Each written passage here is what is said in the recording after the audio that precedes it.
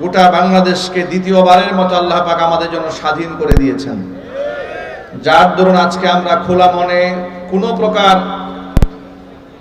সামনে পেছনে চিন্তা ভাবনা না করে আল্লাহর উপর তাওয়াক্কুল করে স্বাধীন মন প্রাণ নিয়ে কোরআন সুন্নাহ থেকে কথা বলার পরিবেশ পেয়েছি। কথা ঠিক কিনা বলেন? এখন স্টেজে ওঠার আগে কেউ আমাদের ডান পাশ থেকে বলে না, হুজুর দিনকাল ভালো না, একটু বুঝে শুনে কথা বললেন। স্টেজে ওঠার পরে কেউ স্লিপ দেয় না, কেউ কোনো কমিটি আমাদেরকে ফোন দিয়ে আমাদের আইডি কার্ড চায় না, যে থানা থেকে আইডি কার্ড চেয়েছে। এতটুকুন স্বাধীনতা আল্লাহ তাআলা আমাদের জন্য এনে দিয়েছেন, যে সমস্ত ভাইদের রক্তের বিনিময়ে এই স্বাধীনতা আমরা পেয়েছি।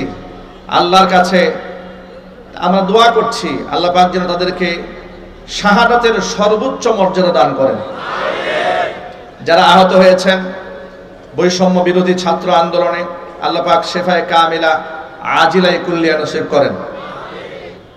মনে রাখবেন, স্বাধীনতা অর্জন করা যতটা কঠিন, ধরে রাখা তার থেকে আরো বেশি কঠিন। এই স্বাধীনতা অর্জিত হয়েছে, পূর্ণাঙ্গ অর্জন কিন্তু এখন আমাদের হয় নাই। চক্রান্ত চলছে, চক্রান্ত চলমান। চক্রান্ত মোকাবেলা করতে আপনারা প্রস্তুত আছেন তো? ইনশাআল্লাহ। কারা কারা প্রস্তুত আছেন? দু হাত দেখতে চাচ্ছি।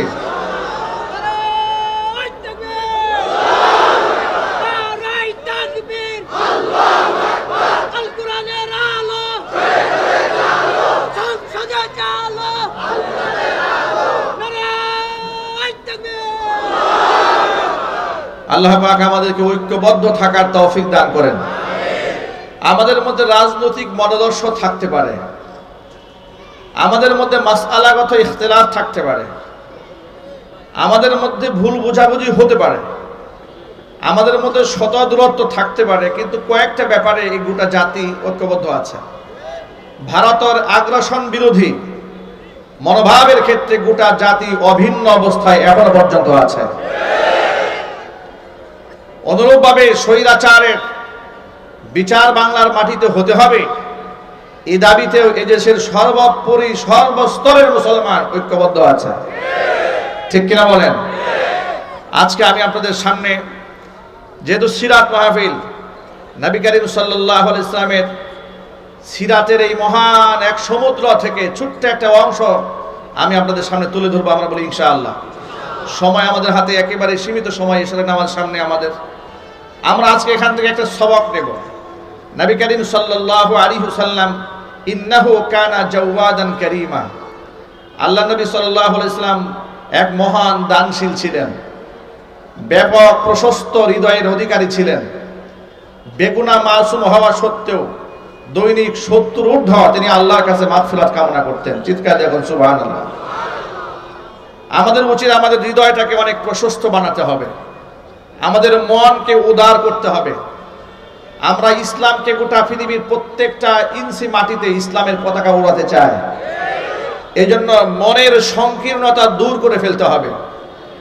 নবী করিম সাল্লাল্লাহু আলাইহি ওয়াসাল্লাম শত্রুদের সাথে বন্ধুত্বপূর্ণ আচরণ করে তাদের দিলকে জয় করেছেন, কিন্তু আমরা আসাবিয়াতের মধ্যে বন্দী থাকার কারণে, স্বজন প্রীতির কারণে, আমাদের এই একঘেয়েমিপনা, আমাদের নিজেদের আমিত্ব এবং বরত্বের কারণে, কিবির এবং হাসাদের কারণে আমাদের অবস্থা এমন হয়েছে, এক আলেম আরেক আলেমকে আমরা সহ্য করতে পারি না। এই অবস্থানের কারণে আলেমদের ইউনিটি, ঐক্যের যে ভিত, এটা অনেকটা দুর্বল। তবে আমরা আশাবাদ ব্যক্ত করছি, স্বৈরাচারীর আমলে আলেমরা মজলুম হওয়ার কারণে উলামাদের মধ্যে একটা ঐক্যের ভিত তৈরি হয়েছে। আর সেই সেতু বন্ধনকে কেন্দ্র করে আলহামদুলিল্লাহ বাংলাদেশের আগামীর বাংলাদেশ ইসলামের করার জন্য, আগামীর বাংলাদেশ ইসলামের বানিয়ে দেওয়ার জন্য, আগামীর সংসদ কোরআনের সংসদ বানাবার জন্য উলামা ঐক্যবদ্ধে আসার জন্য অলরেডি প্রচেষ্টা চালিয়ে যাচ্ছেন। আল্লাহ পাক এই প্রচেষ্টাকে যেন কবুল করেন। জোরে করে আমিন। নবী করিম সাল্লাল্লাহু আলাইহি ওয়াসাল্লামের মনোভাবটা কেমন ছিল আপনাদেরকে ছোট্ট একটা ঘটনার মাধ্যমে আমি বিবরণ শোনাতে চাই। আব্দুল্লাহ ইবনে উবাই ইবনে সালুল রাসূল মুনাফিকিন, মুনাফিকদের সর্দার ছিল। ইসলামের যে কত ক্ষতি সে করেছে, সে ক্ষতির কোনো শেষ ছিল না। তার প্রতি নবী করিম সাল্লাল্লাহু আলাইহি ওয়াসাল্লামের মধ্যে তার ব্যাপারে কোনো হিংসা ছিল না, জিঘাংসা ছিল না, বিদ্বেষ ছিল না। এমন একজন কুখ্যাত মুনাফিক দুনিয়া থেকে মারা গেল, মারা যাওয়ার পরে তার ছেলের নামও আব্দুল্লাহ, তিনি আবার নবী করিম সাল্লাল্লাহু আলাইহি ওয়াসাল্লামের খুব খাঁটি সাহাবী ছিলেন। তিনি রাসূলের কাছে এসে বললেন, ইয়া রাসূলুল্লাহ, আমার আব্বাজান যত বড় অপরাধী হোক না কেন, সে তো আমার বাবা, আর সে তো কাফেরও নন, তিনি মুশরিকও নন, আর তার জাহান্নামে সে যাবে, এতটুকু আয়াত নাযিল হয় নাই। আপনার কাছে আমার সুপারিশ, আমার বাবাকে যখন কাফনের কাপড় পরাবো, সেই কাপড়টা দুনিয়ার স্বাভাবিক কাপড়ে না হয়ে আপনার ব্যবহৃত একটা জুব্বা দিয়ে দিবেন। যেহেতু সে অপরাধ করেছে আমরা জানি, আপনার ব্যবহৃত জুব্বার ওসিলায় যেন আল্লাহ তাআলা মাফ করে দেন। নবী করিম সাল্লাল্লাহু আলাইহি ওয়াসাল্লাম তার মধ্যে তার ব্যাপারে কোনো হিংসা বিদ্বেষ অন্তরে রাখার কোনো সুযোগ নাই। উদার মনে নবী করিম সাল্লাল্লাহু আলাইহি ওয়াসাল্লাম ব্যবহৃত জুব্বাটা তাকে জানাজার জন্য, কাফন পরায় দেওয়ার জন্য দিয়ে দিলেন। শুধু কি তাই, আব্দুল্লাহ রাদিয়াল্লাহু তাআলা আনহু আল্লাহর রাসূলের কাছে আরেকটা আবদার জানালেন, ইয়া রাসূলুল্লাহ, আপনি আমার বাবার জানাজার নামাজের ইমামতি করবেন। নবীজি বললেন, ঠিক আছে, আমি নামাজ পড়াবো। এমনকি তারে কবরে মাদফুন করে দেওয়ার সময় আল্লাহর হাবিব রাহমাতুল্লাহি আলাইহি রাহমাতুল লিল আলামিনের মুখ থেকে লালা বের করে তার মুখের মধ্যে লাগিয়ে দিলেন, যাতে করে সওয়াল জবটা সহজ হয়ে যায়। একটুখানি ভাবনা চিন্তা করেন, মুনাফিকদের সরদার ইসলামের এত ক্ষতি সাধন করেছে, তারপরে আল্লাহর নবী সাল্লাল্লাহু আলাইহি ওয়াসাল্লামের যে নমনীয়তা, তাকে ক্ষমা করে দেওয়ার যে মন মানসিকতা, তার জন্য আল্লাহর কাছে কান্না করার যে চিন্তা চেতনা কত মহৎ ছিল। তিনি যখন তার জানাজার নামাজে এগিয়ে যাচ্ছেন, এমন সময় হযরত ওমর ফারুক রাদিয়াল্লাহু তাআলা আনহু পিছন দিক থেকে নবীজির জামা টান দিয়ে ধরলেন, নবীজি আপনি যাচ্ছেন কোথায়, কার জানাজা পড়তে যাচ্ছেন? কদ নাহাকা রব্বুকা, আপনার রব তো নিষেধ করেছে। নবীজি সাল্লাল্লাহু আলাইহি সাল্লাম বললেন, ওমর, আল্লাহ মুনাফিকদের জানাজা পড়তে আমাকে নিষেধ করেন নাই, বরং আল্লাহ তাআলা আমাকে ইখতিয়ার দান করেছেন, বাল খায়্যারানি। কোরআন মাজিদ আল্লাহ তাআলা বলেছেন, ইস্তাগফির লাহুম আও লা তাস্তাগফির লাহুম ইন তাস্তাগফির লাহুম ৭০ মাররাতান ফালান ইয়াগফিরাল্লাহু লাহুম। আপনি মুনাফিকদের জন্য ক্ষমা প্রার্থনা করেন কিংবা না করেন, উভয়টাই বরাবর, তার কারণ এদের জন্য যদি আপনি ৭০ বার আমি আল্লাহর কাছে মাগফিরাত কামনা করেন, কোশ্চিন কালে এই মুনাফিকদেরকে আমি আল্লাহ ক্ষমা করে দেব না। তো আল্লাহ তাআলা তো এই আয়াতে বলেন নাই যে আপনি এদের জন্য দোয়া করবেন না, বরং আল্লাহ বলেছেন ৭০ বারও ক্ষমা চাইলে কাজ হবে না, আমি প্রয়োজনে এই আল্লাহর বান্দাকে আল্লাহ ক্ষমা করে দিবেন, ওই নিয়তে আমি ৭০ বারের ঊর্ধ্বে তার জন্য আল্লাহর কাছে মাফ চাবো। জোরে বলেন সুবহানাল্লাহ। তিনি জানাজা পড়ালেন। জানাজা পড়াবার শেষে জিবরাইল আলাইহিস সালাতু ওয়াসসালামকে আল্লাহ পাক পাঠিয়ে দিলেন মুনাফিকদের ব্যাপারে চূড়ান্ত আয়াত দিয়ে, যেটা আমি আমার খুতবার মধ্যে তেলাওয়াত করেছি। আল্লাহ পাক জানিয়ে দিলেন, ওয়ালা তুসাল্লি আলা আহাদিম মিনহুম মাতা আবাদা। ও আমার হাবিব, এখন থেকে কোন মুনাফিক যদি মারা যায়, কখনো আপনি এদের জানাজার নামাজ পড়াবেন না। ওয়ালা তাকুম আলা কবরিহি, তাদের কবরের সামনে এদের জন্য দোয়া করতেও আপনি দাঁড়াবেন না।